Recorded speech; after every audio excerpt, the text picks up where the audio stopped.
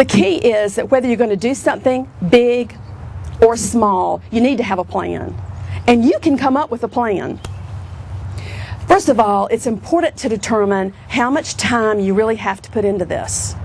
Is this something you want to do in one weekend or in 3 sequential weekends, or maybe something this year and a little something next year?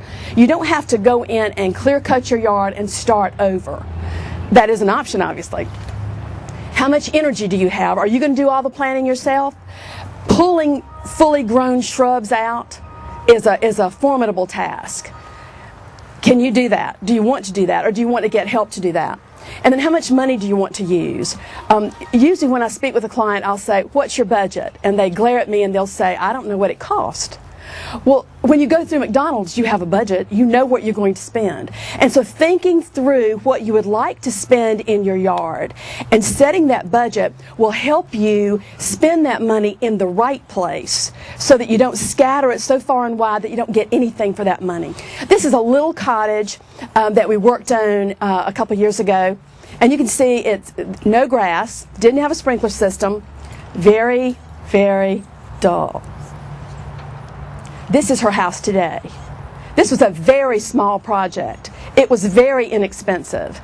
If you think about what this person did, they painted the house, they painted the door, they planted grass, they put in a sprinkler system, and they planted a few shrubs. It was not a major undertaking. But look at the difference in driving home to this and in driving home to that. I love this picture. This house or apartment kind of complex has about 4 shrubs. Hideous, isn't it? This is this house today. A coat of paint, a few shrubs, some grass. Now they did put in stonework, which is expensive.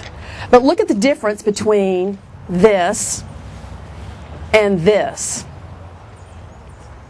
A lot of it is having a plan, having some imagination, thinking through what you can do with the space you call home. This is new construction on a lake.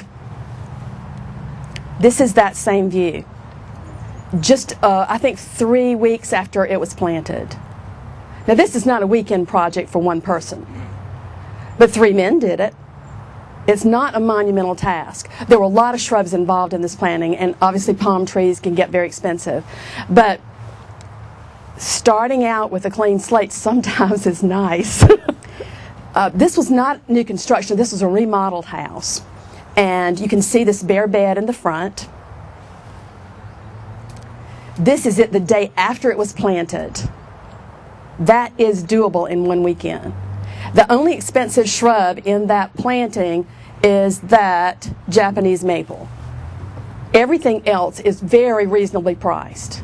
It's just a matter of having a little bit of vision, thinking about what you want to accomplish, and doing it. This house belongs to a friend of mine, and the house is about 40 years old.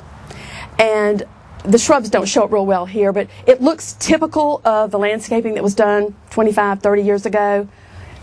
Plain shrubs all in a row, all of them little tiny green leaves that look just alike. This is the corner of that, the day after it was planted. In fact, it might have been the day it was planted.